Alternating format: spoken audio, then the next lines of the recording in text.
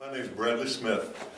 I am very pleased to have the opportunity to represent descendants of Civil War veterans because my lineage illustrates something that isn't talked about very much, and that is I had 5 of my 8 great-great-grandfathers fought in the Civil War, and 2 great-great-great-grandfathers who were very heavily engaged in another way. And of all those folks, none of them were generals. The highest rank anybody ever got to was 2nd lieutenant. They were common folks. One of them was killed in Georgia.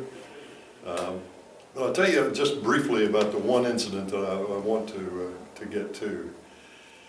Well, no, 2 incidents, because it illustrates something.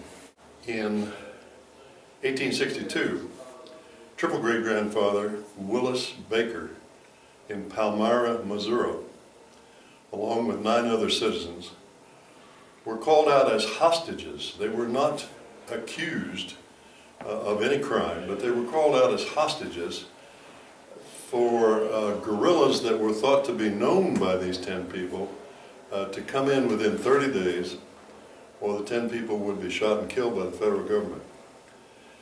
And in fact, this occurred. The guerrillas did not come in. Triple great-grandfather Willis and his adopted son, Hiram Smith, not related to me, were in fact executed by legal order of the United States federal government, the only time in history when non-combatants have been killed through a legal system of the United States federal government. So that's a tie to the Civil War, but it was only the start of the story. Now, a year later, a terrible man named Quantrill led a band of about 500 people into Lawrence, Kansas, where they immediately shot and killed 135 men and boys, but didn't harm any women, unlike what is shown in the movie Ride with the Devil. They apparently were quite chivalrous to the women. Great-great-grandmother Sarah Edgerton. By the way, I didn't tell you my name is Bradley Edgerton Smith. Sarah Edgerton was housed in the Eldridge Hotel in Lawrence, Kansas, because it was dangerous to live in the countryside where they lived out on a farm.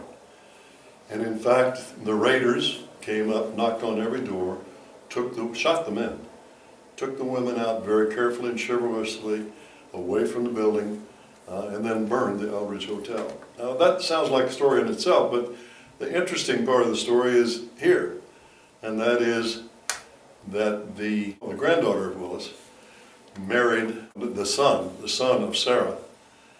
His name, by the way, was Benton Edgerton Smith.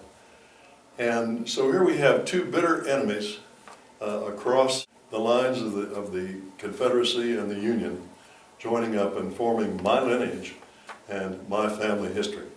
I do think that it represents the sort of common person that was terribly involved in the Civil War, and that's my interest, is the common person and the Civil War and how it affected their lives and the lives of their progeny. Thanks very much.